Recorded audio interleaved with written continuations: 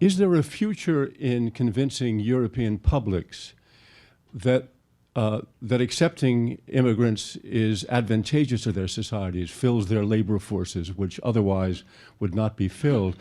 I'm speaking because of the allure that politicians who are nativist politicians, who are anti-immigrant politicians, seem to have in places like Germany, the Czech Republic, Poland, Hungary, even Austria now. Here's the point. First of all, immigration is different from refugees, so let's just clock that. I will answer your question about the immigration thing there, but just to clock for everyone, we're talking about immigrants here, not refugees, who do have different rights than refugees. If you're a refugee, you have a right not to be sent home. If you're an immigrant, you don't have a right not to be sent home. Because in the case of a refugee, it's not safe to be sent home. In the case of an immigrant, if you're from, I don't know, former Yugoslavia, you can't say it's not safe for you to go back to Bosnia or Serbia, unless there's some particular thing of your individual case.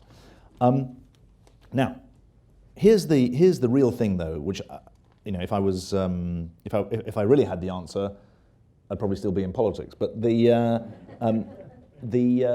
real paradox of this is that countries and communities that have the most the most immigrants are the happiest about it.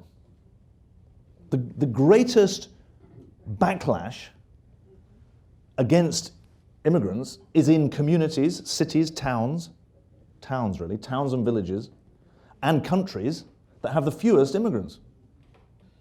I mean, the Hungarian tragedy is an example of this, but so is the UK situation. The most integrated, diverse communities are the happiest about it. It's true here as well. The biggest backlash against refugees is the places that have hardly any refugees. So that's what makes me think that this is a manageable case. If it was the other way around, for the sake of argument, say it was the case that people who didn't have immigrants in their community really loved them, but those communities that did have lots of immigrants hated them. That would be a totally unmanageable political situation. But given that it's the reverse, you've got to believe it's manageable. Now, we also have shown how not to manage it.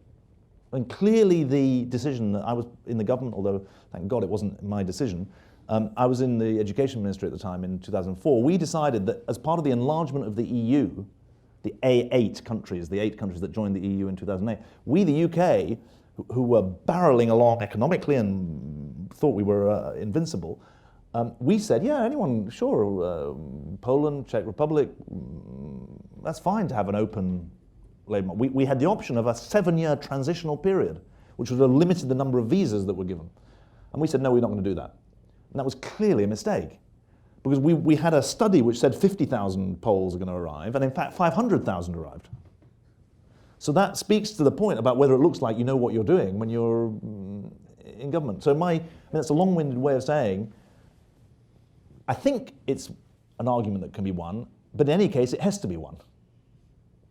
Because the truth is that people are going to move, and the question is whether or not they're moving legally and in a documented way, or illegally and in an undocumented way.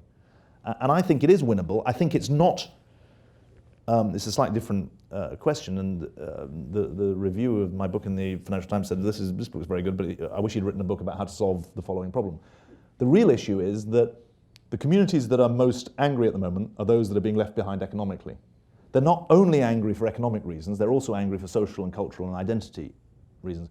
But unless we address this economic disemboweling of the lower middle class, it's going to be very hard to contain the anger. And that's a separate question.